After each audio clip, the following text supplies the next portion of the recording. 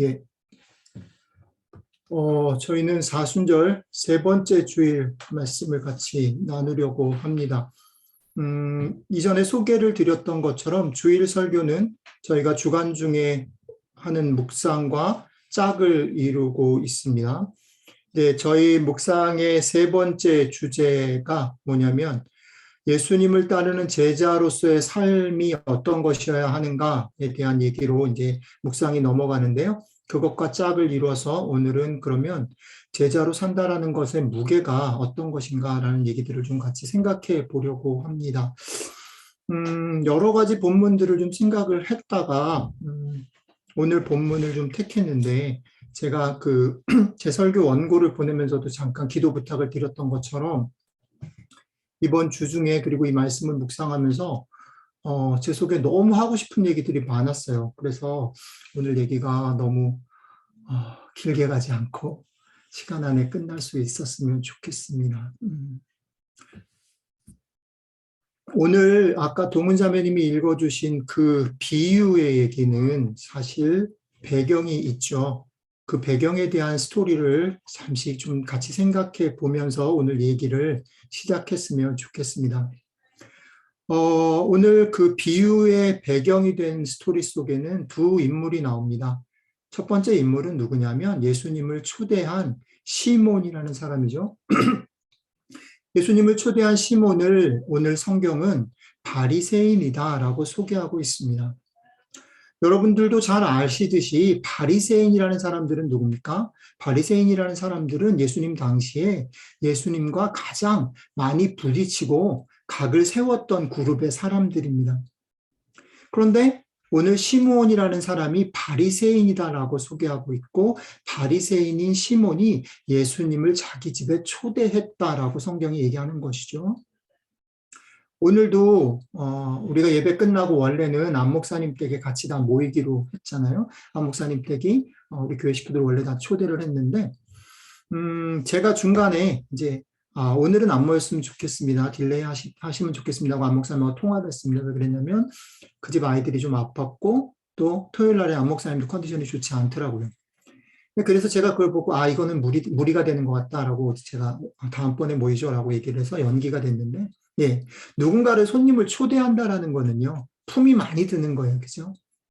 초대를 해보셔서 아시겠지만 일단 제일 품이 많이 드는 건 뭡니까? 청소를 해야 돼요. 청소를 해야 되고 그 다음에 뭐 한국 사람들은 더한데 음식을 준비해야 돼요. 근데 유대인들도 그랬던 것 같아요. 음식을 같이 먹고 나누는 것이죠. 보통 품이 들어가는 게 아니에요. 한 명을 초대하냐 여러 사람을 초대하는 건 또 게임이 전혀 달라요. 그죠? 온 숫자만큼 음식을 준비해야 되잖아요. 그죠? 뒤에 나오는 얘기의 핵심은 사실은 그 예수님, 초대한 예수님에 대해서 시몬이 어떤 태도를 가졌는가에 대해서 예수님이 비판하는 부분이 분명히 있습니다. 그러니까 초대한 목적이 꼭 순수하지만은 않은 게 분명해요. 그렇지만 순수하든 아니든 이걸 떠나서 우리가 알아야 되는 게 뭐냐면 누군가 손님을 어쨌든 초대하는 일은 쉬운 일은 아니다. 그죠? 그걸 이제 좀 알았으면 좋겠어요. 게다가 어쨌든 예수님과 반대편에 있는 바리새인 시몬이 예수님을 초대했다라는 건 가볍게 그냥 넘어갈 일은 아니에요. 그러니까 그걸 염두에 두고 오늘 생각을 좀 해보는 게 좋겠다는 거죠. 자, 그 다음에 오늘 이야기 속에 반대편에 또 한 인물이 나오죠. 근데 이게 되게 재밌어요. 왜 그러냐면 시몬이라는 사람은 바리새인이고 이름이 분명하게 나와요. 근데 사실 어떻게 보면 이 얘기의 주인공이기도 한 이 여인은 이름이 없어요. 이름이 소개되지 않아요. 그렇죠? 이름이 소개되지도 않고 또 더 혹독한 건 뭐냐면 이 여인이 이름만 소개되지 않는 게 아니라 이야기 속에서 이 여인이 죄인이다라는 말이 두 번이나 아주 명확하게 딱 얘기가 돼요. 그러니까 한 사람은 특징을 설명하는데 바리새인이라고 설명하고 한 사람은 죄인이라고 이름을 그냥 네이밍을 해버리는 거예요. 그러니까 본투비 나쁜 사람이고 이 여인은 나쁜 여인이에요. 이름이 나쁜 여인. 그렇죠? 사실은 이게 좀 문제인데 성경을 이미 읽고 우리는 알고 있어요. 그러니까 이 여인이 결국 예수님이 이 여인 편이다라는 거 우리는 너무 알아. 그래가지고 이 스토리를 읽을 때 우리는 벌써 시몬 나빠. 그리고 이 여인 좋아. 이 여인이 죄인이든 아니든 상관없이 이 여인은 그냥 좋아. 이렇게 생각하고 읽어요. 근데 그러면 안 돼요. 그러면 안 되고 당시 상황으로 들어가서 그 당시 상황 속에서 이 여인이 나쁘고 시므온이 좋은 사람이에요. 그죠? 시므온이 예수님을 초대했고 이 여인은 사실 어떤 사람이에요? 괜히 남의 잔치에 껴들어가지고 괜히 그냥 지 감정에 북받쳐가지고 울고 잔치를 파토낸 그런 사람이에요. 그게 당시 상황 속에서의 현장이에요. 그래서 우리가 성경을 읽을 때 너무 빨리 이 여인이 좋은 여인이다라고 빨리 가면 안 되고 이 여인이 저지른 나쁜 일, 이 여인의 나쁜 점들에 대해서도 천천히 생각을 해야 돼요. 그리고 또 하나 재밌는 건 뭐냐면 성경은 이 여인의 행동 때문에 어떤 일이 벌어졌다라고 말을 하냐면 예수님을 초대한 시몬이 화가 났다라고 얘기해요. 그리고 또 더 재밌는 건 뭐냐면 이 시몬이 어떻게 해요? 이 여인이 그런 행동을 하는 것을 예수님이 막지 않았다, 제지하지 않았기 때문에 예수님이 문제가 있다라고 꼬투리를 잡게 되는 빌미가 제공됐다라고 이야기는 성경은 우리에게 얘기를 합니다. 그러니까 이 여인의 행동은 사실은 객관적인 그런 퍼스펙티브로 보면 관점으로 보면 이 여인의 행동은 우발적이고 감정적이고 적절치 못했으며 예수님에게조차 그녀의 의도와 상관없이 곤란한 상황을 낳게 되는 그런 사건이에요. 자, 그런데 이게 이제 객관적이다라는 거를 먼저 우리가 쭉 마음에 깔고서 오늘 얘기를 읽어야 돼요. 근데 문제가 뭐냐면 성경은 항상 이런 거죠. 객관적으로 보면 분명하게 누가 잘못했고 누가 잘했는지가 드러나는 일들인데 그 일들 속에 예수님께서 아주 노골적으로 편을 들고 나선다라는 겁니다. 네. 편을 들고 나서는 거예요. 이 장면을 조금 더 지금 우리의 상황에서 그럴듯하게 이해하려면 이런 겁니다. 지금 우리는 이제 줌으로 예배를 드리고 있는데 줌을 예배로 드리고 있는 이 상황에서 예를 들면 이런 거죠.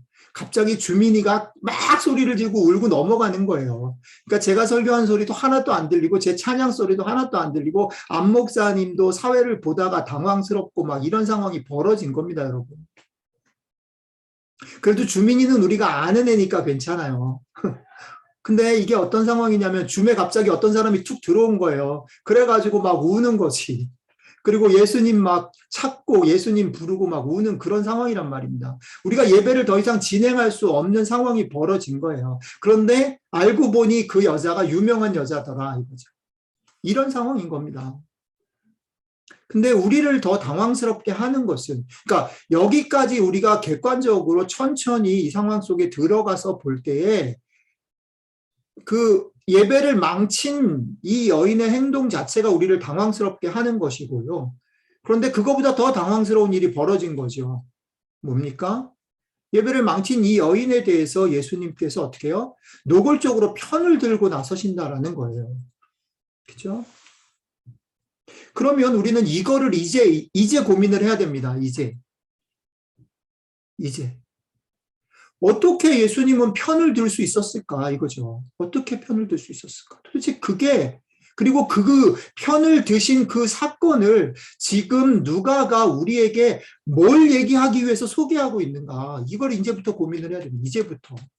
너무 빨리 이 여인이 옳다라고 얘기하지 말고, 망치고 당황스러운 상황, 그리고 그 망치고 당황스러운 상황 속에서 예수님은 이 여인의 편을 든 것, 그걸 갖다 놓고 이거 어떻게 해석할 건가? 그리고 이걸 우리한테 지금 왜 뭔 얘기를 하려고 이러는 걸까? 생각을 해봐야 된다는 거죠.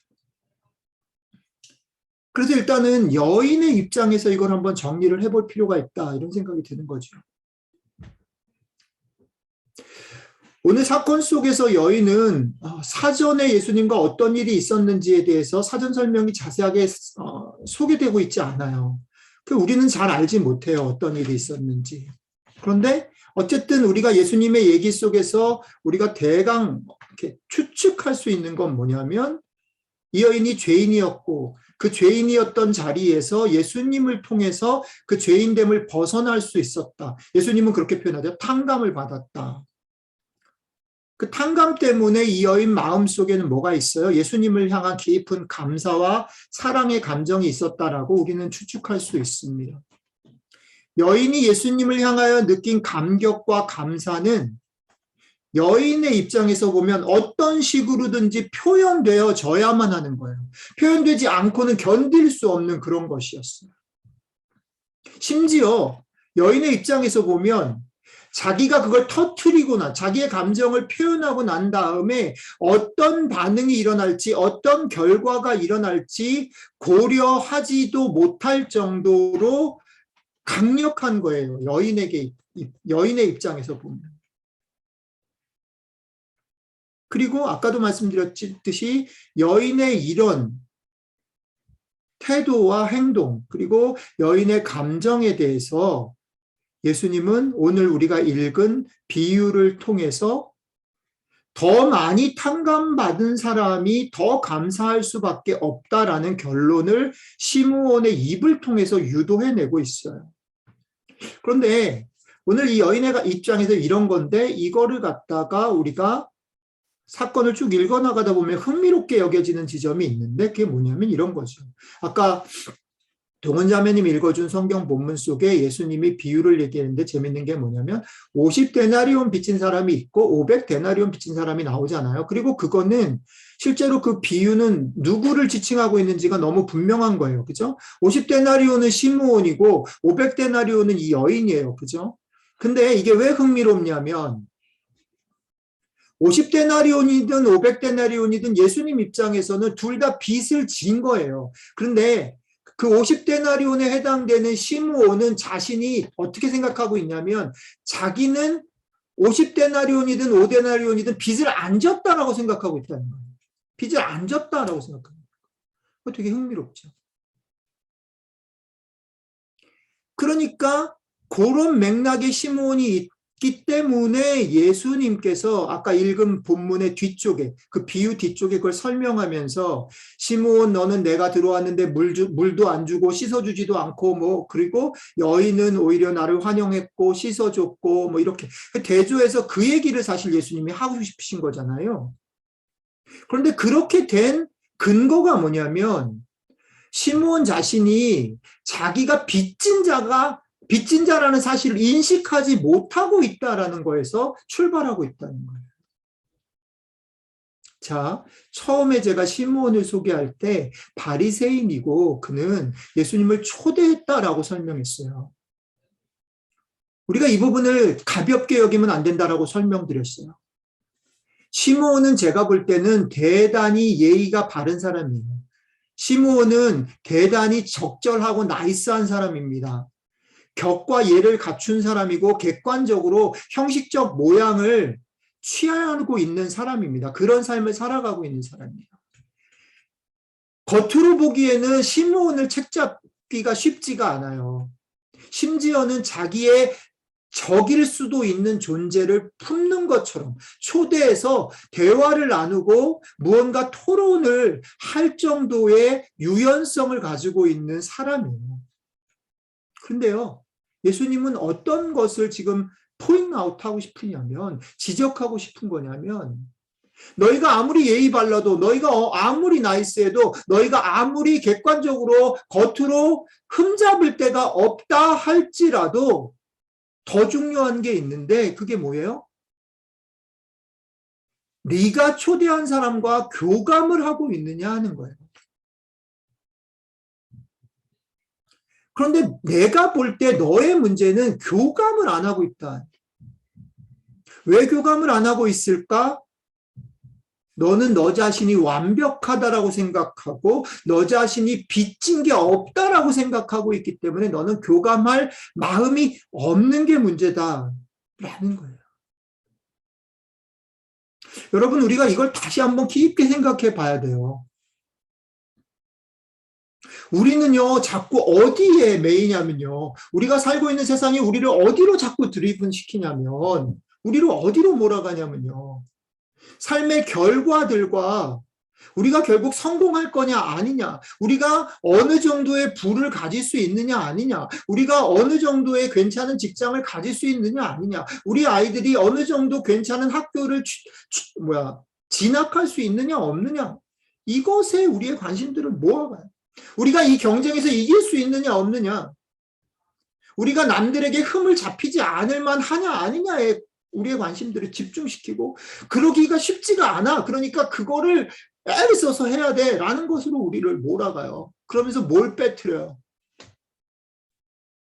상대방과 마음을 나누는 것, 교감하는 일이, 감동을 찾는 일이 별로 중요하지 않고 하찮은 것으로 버리는 세상 속에 우리가 살고 있어요. 이번 주에 이 설교를 준비하면서 대단히 흥미로운 프로그램을, 쇼를 하나 봤어요. 제가 이전에 싱어게인을 되게 좋아해요. 싱어게인이라는 프로그램 좋아했는데, 그것의 한계는 뭐냐면 그것도 역시 경연이라는 거지. 그래가지고 결국은 PD들이 뭐 어떻게든 분위기를 만들어 스토리를 얘기하지만 결국은 소리를 잘 지르거나 뭔가 이렇게 화끈하게 경연에 성공할 사람이 결국 우승을 하더라고요. 경연이에요. 근데 싱어게인이 끝나고 나서 새로운 프로그램이 하나 런칭이 됐는데, 뜨거운 싱어즈, 그러니까 가수가 아닌 배우들이 15명을 모아가지고 합창단을 만드는 그런 프로젝트예요. 근데 지난주에 이제 1회가 시작됐는데, 그 중에 거기 15명이 한 명씩 이제 그 합창단을 감독하는 두 사람 앞에서, 그리고 다른 단원들 앞에서 자기 노래를 부르는 그런, 자기 소개를 하는 그런 시간들을 쭉 갔는데요. 그 중에 82살인 나문희 씨라는 여자 할머니 배우가 나와서 노래를 부르시더라고요. 되게 어려운 노래인데, 나도 그 박자를 맞추기 어려운 노래인데, 그거를 갖다가 딱 부르시는데, 첫 소절을 딱 부르시는데, 거기 있었던 사람이 다 울어버리는 거예요. 저도 그걸 보다가 울었어. 근데 처음부터 끝까지 그분은 그냥 이렇게 마치 읽듯이, 노래가 아니라 그냥 얘기하듯이 부르시는데 그냥 눈물이 나. 막. 그걸 보면서 그런 생각을 했어요. 한국만큼 노래를 잘하는 사람이 많은 나라가 없잖아요. 한국만큼 노래를 너도 나도 잘하는 사람이 넘쳐나는 나라가 없는데, 그런 대한민국에서 82살 먹은 할머니가 중얼중얼 자기 얘기를 읊조리는데 그것 때문에 다 우는 거예요. 이게 얼마나 비현실적인가라는 생각을 했어요. 노래를 아무리 잘해도 소리를 꽥꽥 못 지르면 우승을 못하는 이런 나라에서 82살 먹은 할머니가 음도 불안하고 박자도 불안한데 중얼중얼 대는 걸로 사람들을 울려. 그리고 그거를 PD는 찍어서 방송을 해요. 너무 비현실적이다는 생각이 들었어요. 그리고 슬펐던 건 뭐냐면, 우리가 사는 세상이 어떻게 보면 너무너무 감동이 하찮은 게 돼버려가지고 비현실적이어야 감동을 줄 수 있는 세상이 됐다는 게 너무 역설적이고 슬펐어요. 그리고 저는 목사기 때문에 그 프로그램을 보면서도, 목사 직업병이 있어가지고 성경의 이야기, 복음의 이야기, 예수님의 삶이나 가르침도 이렇게 비현실적인 건 아닐까라는 생각을 좀 했어요. 그죠? 여러분 그런 생각 많이 안 드세요? 성경 얘기 듣다 보면 짜증나잖아요. 답답하잖아요. 언제까지 우리가 이렇게 살아야 되는 거야? 그리고 나는 그렇게 못 사니까 맨날 죄책감이 시달리고 불편하고 무겁고, 이거는 그냥 좋은 얘기일 수는 있지만 정말 힘들다. 이렇게는 예수님 안 사는 것 같고 하나님 이렇게는 안 사는 것 같고. 그래도 이제 시편 읽을 때는 그나마 하나님이 어쨌든 내 편이다 이러니까 이제 그거 믿고 가기는 가는데, 실제로는 안 믿을 시간이 더 많잖아요. 그렇죠? 비현실적이죠. 근데 비현실적이라도 감동은 있어요. 근데 더 어려운 게 있어요. 신약으로 넘어와서 예수님 얘기를 하다가 보면 더 어려운 게 있어. 하나 더 풀어야 될 숙제가 있는 거예요. 드라마나 이런 쇼 프로그램을 보면 PD들은 그걸 잘하는 것 같아요. 얼마나 사람들이 감동에 목말라 하는가. 얼마나 비현실적인 것을 통해서라도 만족하고 싶어, 대리 만족하고 싶어 하는가를 잘하는 것 같아요. 그걸 잘 찾아내는 것 같아요. 그래서 내가 참 천재적이다 라는 생각이 드는데, 근데 이런 거예요. 뭐가 어렵냐면요. 우리가 사는 세상 속에서 그래도 순수한 거, 그러니까 그죠? 인간극장 이런 거 보면 그래도 막 흐뭇하잖아. 나는 그렇게 못 살지만, 그죠? 그리고 이상을 말하는 것. 82살 되는 할머니 배우가 그냥 읊조리듯이 노래하는 것을 보면서 눈물을 흘릴 수 있어요. 감동을 받을 수 있어요. 어떤 사람의 스토리를 보면서 그럴 수 있어요. 그런데요, 문제가 뭐냐면 성경이 우리 주님께서 너네 감동받아라. 내 이야기에 감동을 받아라. 내가 너희를 위해서 십자가에 달린 것을 보면서 감동을 받아라. 이래 버리면 신앙생활은 쉬워요. 감동받을 수 있죠. 예수님이 나를 위해서 죽었다는데, 그리고 그 예수님 따라가기 때문에 자기를 희생한다는데, 그래서 뭐 손양원 목사님 막 들먹거리고 뭐 이태석 신부님 들먹거리고 우리 간증할 때 그런 거잖아요. 누가 막 희생하고 막, 그죠? 그 감동을 받잖아. 근데 문제가 뭐냐면 주님은 우리한테 감동받으라 안 하고 그렇게 살라고 얘기하는 거지. 감동은 받을 수 있는데 그렇게 사는 거는 또 전혀 다른 게임이잖아요. 그죠?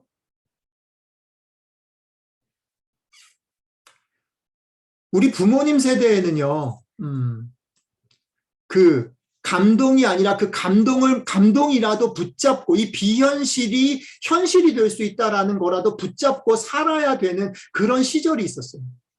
모두가 가난했고, 모두가 절박했고, 모두가 비현실이라도 붙잡지 않으면 살아갈 수 없었던 그런 시절이 있었어요. 그때는 교회가 힘이 있었어요. 그때는 교회가 이렇게, 목사가 이렇게 설교하는 게 그 사람들의 삶을 적셨다고요. 그 사람들의 삶을 붙잡아 줬다고요. 그래서 저는 저희 아빠가 부러워요. 근데 지금요, 목사가 이렇게 말하면요, 너도 안 믿잖아, 이러잖아요, 여러분들.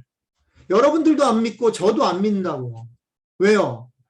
지금 시몬이 처해 있는 상황처럼 여러분들과 저의 시대와 상황은 빚진 시대가 아니에요. 배고픈 시대가 아니에요. 그런 비현실이라도 붙잡아야 살 수 있는 시대가 아니에요. 그러니까 그 말이 믿겨지지가 않는 거예요. 내가 그걸 붙잡아야 될 필요가 없는 거예요. 그죠? 그런 동아줄이 없어도 제법 밥 먹고 살게 된 지금 여러분들과 저는 그런 비현실에 감동은 받을 수 있어요. 눈물은 흘릴 수 있지만 그렇게 살려고 하지 않죠. 그리고 조금 더 나가서는 그렇게 되는 비현실을 붙잡고 사는 게 우리를 구원할 거라고 아무도 믿지 않아요. 믿지 않아요. 거기에 우리의 문제가 있어요. 거기에 제가 볼 때는 교회의 고민이 있고 목사의 고민이 있다라고 저는 생각해요. 팬데믹을 겪으면서 제 목사 친구들이 제일 많이 얘기하는 게 이거예요. 교인들이 이제 실체가 폭로됐다. 다 게을러가지고 예배 드릴 때, 저희 친구들은 대부분 유튜브 링크로 온라인 예배 드릴 때, 목사가 같이 보지 않으니까 자기가 예배를 어떻게 드리는지 모르니까 복장이나 막 침대에 누워서도 예배 드리고 놀러 가면서 뭐 차 안에서 틀어놓고 예배 유튜브로 드렸는지 안 드렸는지 그것도 스킵하면서 예배 드린다고 뭐 그러면서 걱정을 하더라고요. 그게 걱정이긴 하지만 더 심각한 문제는 뭐냐면요. 우리가 사는 세상이 그 정도로 편해진 거예요. 그 정도로 절박하진 않다는 거죠. 근데 재밌는 건 그렇게 절박하지 않은 세상 속에서도 여전히 주일날 예배는 드려야 된다고 생각하는 거는 기특한 거 아닌가 생각은 해요. 우리는 근데 딱 그 정도.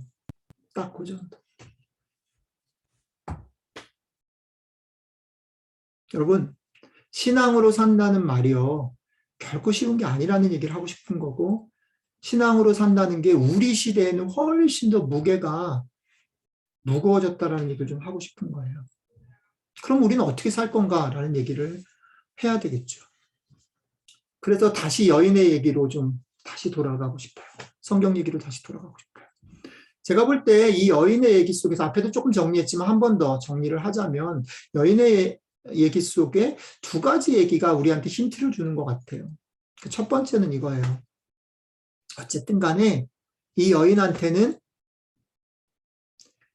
앞뒤 자신의 행동이 어떤 결과를 낳을지 이런 거를 가리지 않을 정도로 표현하지 않으면 안 되는 불이 있었어요. 불이. 그의 가슴 속에. 그것을 우리 주님은 탕감이라고 얘기했어요. 그러니까 신앙이라는 건 뭐냐면요. 우리 속에 예수 그리스도 때문에 아니면 예수 그리스도가 아니면 오케이 예수 그리스도라는 말을 뺍시다. 어쨌든 우리의 삶 가운데 해결되지 않으면 안 되는 어떤 것이 있어야지 되는 거예요. 그리고 그 어떤 것 때문에 안절부절 못하고 어쩔 줄 모르고 갔는데 그것이 해결되어진 어떤 경험, 그래서 그것 때문에 와진 불을 가지고 사는 사람, 불. 그죠? 나는 탕감이 필요한 사람이고 그분은 나를 탕감해 주셨다라는 거죠. 그렇기 때문에 나는 어떻게든 이걸 표현해야만 한다. 어떤 사람은 조용하게 표현할 수밖에 없고 어떤 사람은 과격하게 표현할 수도 있고 어떤 사람은 글을 쓸 수도 있고 어떤 사람은 말로 할 수도 있고 어떤 사람은 행동을 할 수도 있고 방법은 다양해요. 그리고 그 탕감의 내용이 뭐냐는 건 다 다양할 수 있어. 그러나 어쨌든 탕감이 필요하고 탕감을 받았고 그래서 내 속에는 어떻게든 포기할 수 없는 것이 있다라는 것, 그게 신앙이라는 거, 그게 출발이라는 거죠. 지난번에 은경자매님이 우리 예배 마치고 쉐어할 때 어떤 분한테 그런 질문을 받았다고. 너 구원 받았니? 라고 질문받았다. 그 질문이 어떤 맥락에서 주어졌는지는 모르겠으나 저는 그 얘기를 은경자매님 입을 통해서 들으면서 그럼 자기는 구원 받았는지 선뜻 대답을 못했다고 그런 얘기를 듣고 저는 잘 가르쳤다 최영화 목사 성공했다 이런 생각이 들었습니다. 그래서 저는 개인적으로 기도했어요.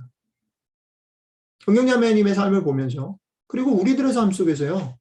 구원받았다라는 게 한 번으로 끝나버리는 어떤 이벤트가 아니라 구원받았다라는 질문을 내가 받을 때 고민을 하고 또 구원받았다라는 것을 얘기할 때 막 추상적으로 막 널브리지 말고 예를 들면 이런 겁니다. 나는 디딤돌교회가 좋아. 이게 구원받은 거죠. 나는 이 사람들이 좋아. 나는 예수님이 뭔지 설명할 수 없지만 예수님이 안 계신다, 나를 사랑하지 않는다 말을 할 수는 없어. 이게 탕감이에요. 이게 탕감이에요, 여러분. 그것 때문에 내가 천국에 갈지 아닐지 잘 몰라도 돼요. 상관없어요. 어떨 때는 내 꼬라지를 보면 그게 취소될 것 같은 마음이 들어도 상관없어요. 다 깎아 내려가 보자고요. 그러나 그 밑바닥에 내가 내 삶에서 어떤 것 하나라도 탕감받을 일들이 있었고 탕감이 필요한 일들이 있었고 그게 해결이 됐고 그것이 작던 크던 남들이 알아주던 못 알아주던 상관없이 이건 내가 양보하거나 포기할 수 없어 라고 생각되어지는 것이 있다면 여러분들은 구원받은 거죠. 그게 있어야 되는 거죠. 저는 이게 여러분들과 저를 지금 여기서 그리스도인 되게 하는 것이고 이게 우리가 어렵고 힘들고 깝깝하고 비현실적이라 자주 그럴 수 없다 할지라도 우리를 여기 있게 하는 출발이라고 생각해요.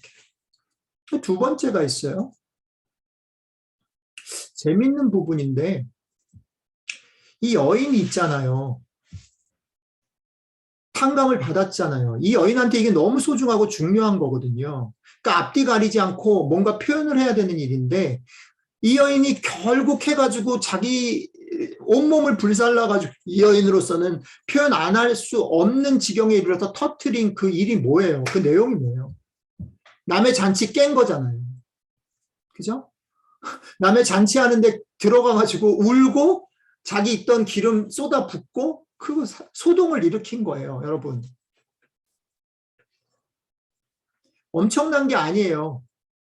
이 여인이 예수님의 발에 기름을 부어서 어떤 일이 벌어졌어요? 예수님이 십자가를 지셔야 되는데 안 지셔도 됐어요? 그걸 부으니까 모든 사람들이 그걸 보고 감동해가지고 와 여기 메시아가 나셨다 그래가지고 다 무릎을 꿇고 그 예수님 앞에 무릎을 꿇고 다 돌아와고 회개하고 부흥의 역사가 일어났나요? 아니요. 아무 일도 일어나지 않았어요.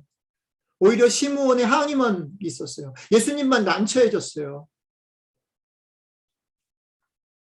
탕감받은 사람이 할 수 있는 일은요, 우리가 여태까지 교회 안에서 참 많이 부르짖었던 것처럼 세상을 뒤집자, 주의 나라를 이 땅에 오게 하자, 이런 거 아니에요.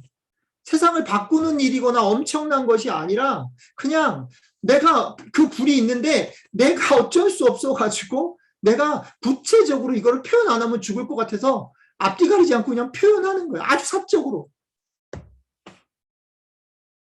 이 여인만 그런 게 아니에요. 성경을 읽어가다 보면요. 성경 속에 많은 인물들이 얼마나 바보 같고 얼마나 주관적이고 얼마나 개인적인 고백들을 하고 있는지 여러분들은 아셔야 돼요. 우리가 시편을 읽으면서 한편 화가 나는 게 그런 거잖아요. 지가 의인이고 지가 하나님 편이라는 거야. 지가. 다른 걸로 다 수식해도 사실은 밑바닥에 그거예요. 여러분.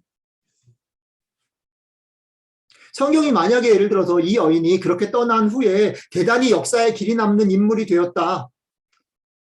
우리는 성경의 인물들 되게 좋아하잖아요. 뭐 데이빗도 좋아하고 뭐 사도 바울도 좋아하고 그런데 결국 그 사람들이 당대에 어떤 사람이에요? 다 그러고 헐벗고 뭐 히브리서 11장이 우리에게 보여주는 모습들이 현실이에요. 그들이 뭐 로마를 다 뭐 물리쳤다 이런 거 없어요. 전쟁에 나가서 다 때려 부셨다 이런 거. 가끔 다윗이 골리앗 잡았지만 골리앗 잡고 난 다음에도 블레셋하고 힘들었어요.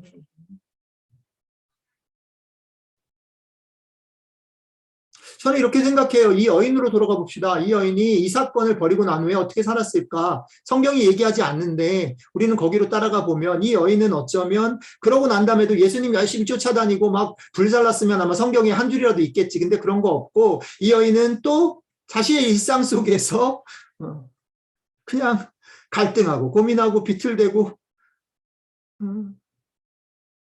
주저주저 하면서 살았을 것 같아요. 그리고 그게 여러분들하고 저잖아요.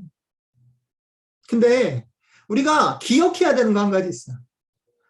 그 여인이 유명해지진 않았을 수도 있고 그 여인이 대단히 막 엄청나게 변하진 않았을 수도 있지만 한 가지 분명한 건 뭐냐면 성경이 오늘 우리에게 말하는 거 있어요. 그건 뭐냐면 이 여인은 평생 이 사건은 잊어버리진 않았을 거다.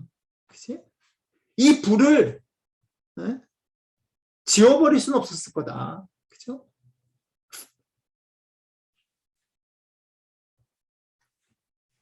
이게 신앙이에요, 여러분. 이게 거창하지 않아요.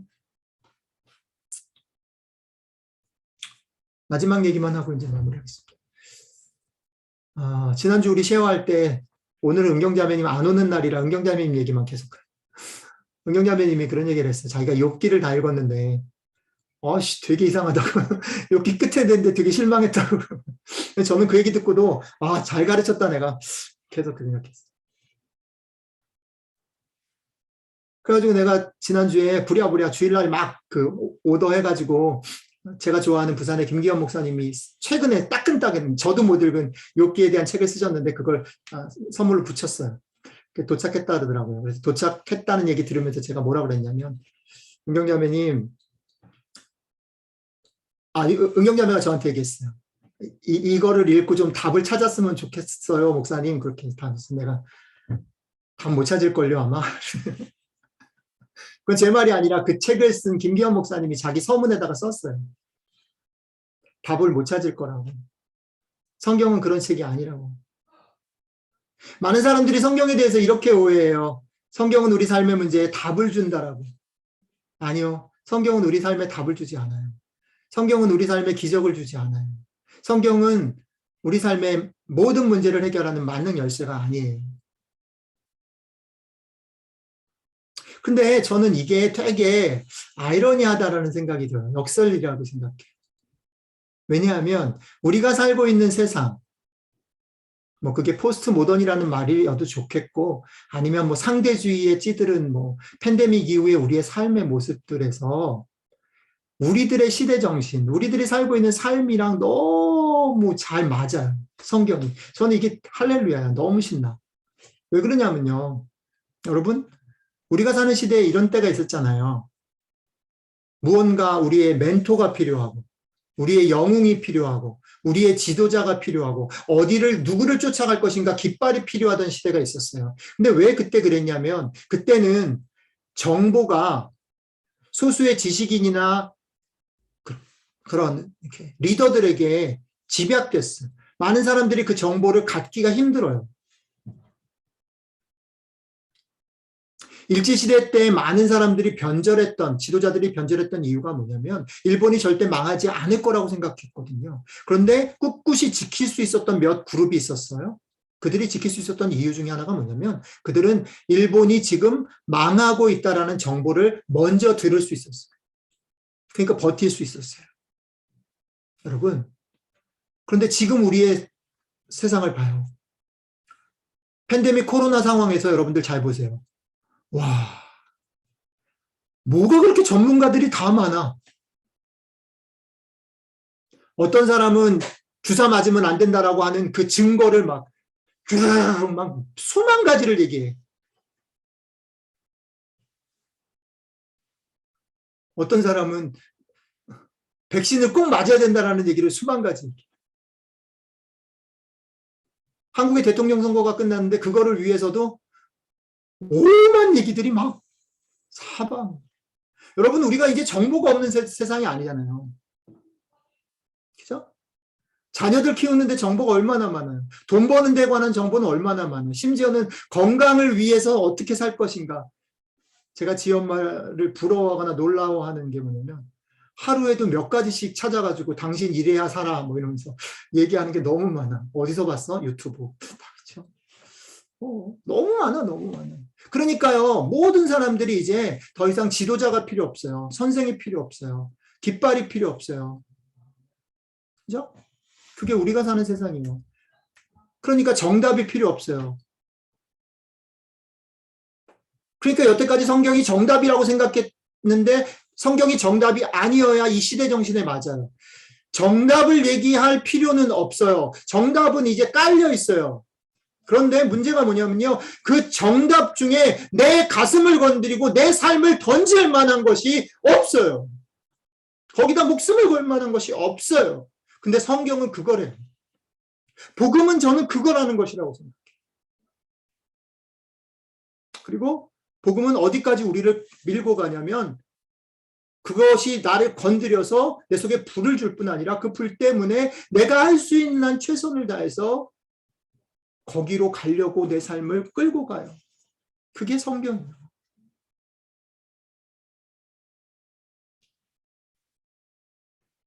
사람들은 더 이상 선생도 지도자도 깃발도 필요치 않고 그것을 따르지 않는 세상이 되어버렸습니다. 다만 자신을 걸만한 것, 자신을 끌고 가는 것, 그것을 선택하는 자신이 있다라고만 믿고 살아요. 자, 그렇다면 여러분들과 저에게 뭐가 필요할까요? 정답이요? 아니에요. 마술이요? 아니에요. 기적? 아니에요.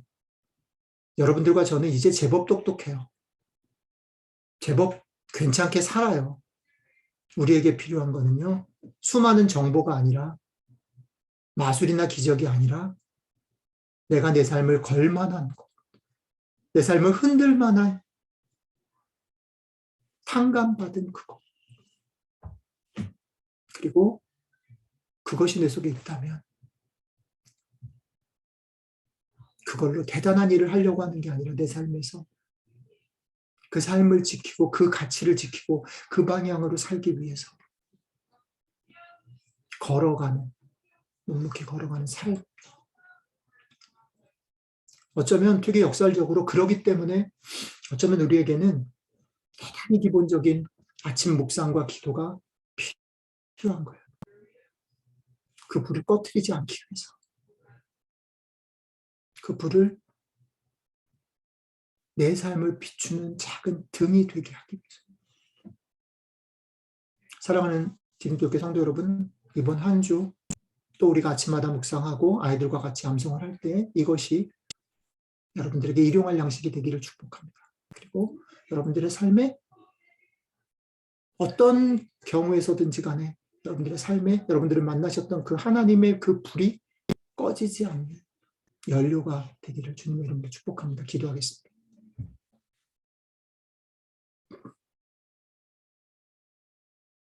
주님, 우리를 언젠가 찾아오셨던 그 주님이 누구시고 우리에게 그런 시간이 있었음을 다시 한번 기억하게 해주셔서 고맙습니다. 다 지워버려도 내 속에 지울 수 없는 그것, 그리고 그것을 붙잡고 살아가는 우리들의 삶이 되게 도와주십시오. 사순절 기간 우리가 아침마다 묵상하고 아이들과 같이 암송하는 그것이 연료가 돼서 일용할 양식이 돼서 우리의 삶 가운데 우리의 삶을 던진 그 불을 끄지 않게 하는 힘이 되게 함께해 주십시오. 감사드리며 우리 주 예수 그리스도의 이름으로 기도드렸습니다. 아멘.